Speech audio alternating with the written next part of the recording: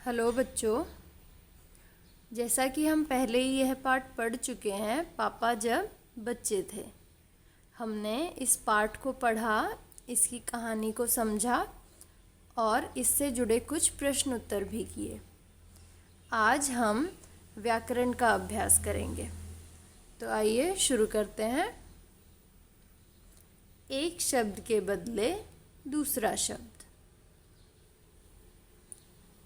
पापा जब छोटे थे तो उनसे अक्सर पूछा जाता था, बड़े होकर तुम क्या बनना चाहते हो। पापा के पास जवाब हमेशा तैयार होता, मगर उनका जवाब हर बार अलग अलग होता था। अब यहाँ पर आप देखिए, यहाँ 3 शब्द आए हैं, उनसे, तुम और उनका। इन शब्दों का इस्तेमाल किसके लिए हुआ है? पापा के लिए। पापा जब छोटे थे तो उनसे अक्सर पूछा जाता था। उनसे मतलब किन से? पापा से। बड़े होकर तुम क्या बनना चाहते हो? किससे पूछा जा रहा है ये? पापा से। तो तुम मतलब पापा। पापा के पास जवाब हमेशा तैयार होता, मगर उनका जवाब, किनका जवाब? पापा का। तो यहाँ ये तीनों शब्द किसके लिए इस्तेमाल हुए हैं? पापा के लिए। एक जगह हमने पापा लिख दिया और दूसरी जगह हमने पापा लिखने की जगह उनसे, तुम और उनका, इन शब्दों का प्रयोग किया है। अब एक और एग्जाम्पल है। रोहन तीसरी कक्षा में पढ़ता है। रोहन के पिताजी पुलिस में हैं। रोहन की माताजी एक डॉक्टर हैं। रोहन पढ़ाई में बहुत होशियार है। रोहन ने एक नई किताब ली है। यहाँ पर कुछ वाक्य लिखे हैं रोहन के बारे में, और हमने हर एक वाक्य में रोहन शब्द का इस्तेमाल किया है।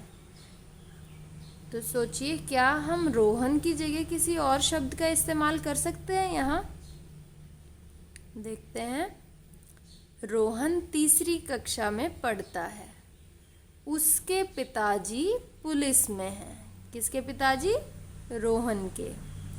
उसकी माताजी एक डॉक्टर है। उसकी मतलब किसकी? रोहन की। वह पढ़ाई में बहुत होशियार है। वह कौन है? वह यहाँ रोहन। उसने एक नई किताब ली है। किसने ली है? रोहन ने। तो यहाँ पर भी ये 4 शब्द आए हैं, उसके, उसकी, वह, उसने। इन शब्दों का इस्तेमाल किसके लिए हुआ है? इन शब्दों का इस्तेमाल हुआ है रोहन के लिए। हमने इन वाक्यों में बार बार रोहन ना लिखकर इन शब्दों का प्रयोग किया है। नाम वाले शब्दों के स्थान पर आने वाले शब्दों को सर्वनाम कहा जाता है। तो ऐसे शब्दों को हम क्या कहते हैं? सर्वनाम, जो नाम वाले शब्दों के स्थान पर आते हैं। जैसा कि आपने यहाँ देखा, ये वाले जो सारे शब्द हैं, ये इस नाम की जगह पर हमने लिखे हैं। यहाँ बार बार नाम लिखा है, और यहाँ पर हमने बार बार नाम ना लिखकर कुछ अलग शब्दों का प्रयोग किया है। इन शब्दों को ही हम क्या कहते हैं? सर्वनाम कहते हैं। जैसे मैं, वह, तुम, हम, उसका, उसकी, तुम्हारा, मेरा आदि। ये सारे उदाहरण हैं सर्वनाम के। किसी का नाम बार बार ना लिखकर हम उसकी जगह इन कुछ शब्दों का प्रयोग कर सकते हैं, और इन्हें कहते हैं सर्वनाम।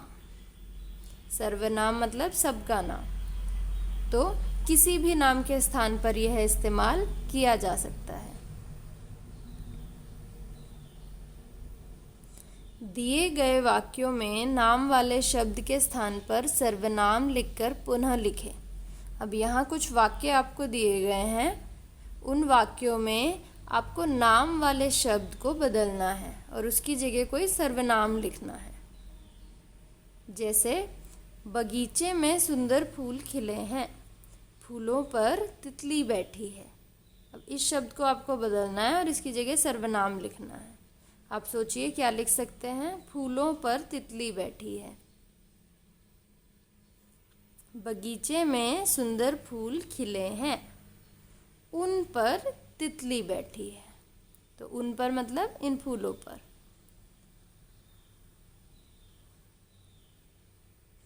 रेखा 7 साल की लड़की है, आज रेखा का जन्मदिन है। तो यहाँ रेखा की जगह हमें सर्वनाम लिखना है। रेखा 7 साल की लड़की है, आज उसका जन्मदिन है। तो उसका इस शब्द का इस्तेमाल हुआ रेखा के लिए यहाँ पर। यह क्या हुआ? सर्वनाम। और यहाँ रेखा क्या है? नाम वाला शब्द है, क्योंकि यह एक लड़की का नाम है। आपको याद होगा नाम वाले शब्द कौन से होते हैं? किसी व्यक्ति, वस्तु या किसी स्थान के नाम को जो शब्द बताते हैं वे नाम वाले शब्द होते हैं।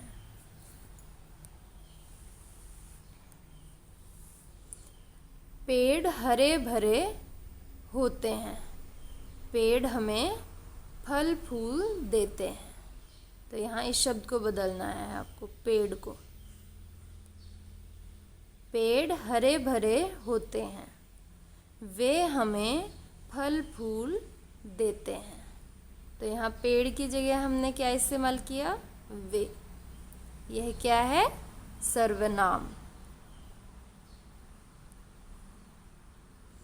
गंगा एक नदी है, गंगा भारत की सबसे लंबी नदी है। यह एक नदी का नाम है ना, तो नाम वाला शब्द। अब यहाँ पर हमें इसे बदलना है। गंगा एक नदी है, यह भारत की सबसे लंबी नदी है। तो यह मतलब क्या हुआ यहाँ? गंगा नदी। तो यह क्या हुआ? सर्वनाम। शेर जंगल का राजा है, शेर बहुत खूंखार होता है। यहाँ शेर को बदलना है आपको, शेर की जगह कोई सर्वनाम लिखना है। शेर जंगल का राजा है, शेर बहुत खूंखार होता है। सोचिए क्या लिख सकते हैं यहाँ? शेर जंगल का राजा है, वह बहुत खूंखार होता है।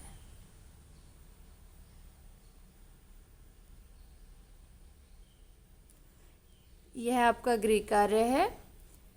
एक शब्द के बदले दूसरा शब्द।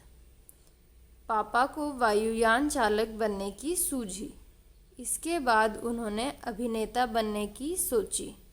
इसके अलावा वह जहाज़ी भी बनना चाहते थे। ऊपर के वाक्यों में उन्होंने और वह का इस्तेमाल पापा की जगह पर हुआ है।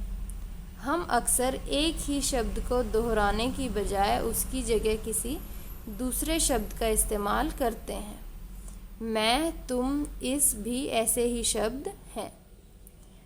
पाठ में से ऐसे शब्दों के 5 उदाहरण छांटो, इनकी मदद से वाक्य बनाओ। तो आपको पाँच उदाहरण छांटने हैं पाठ में से।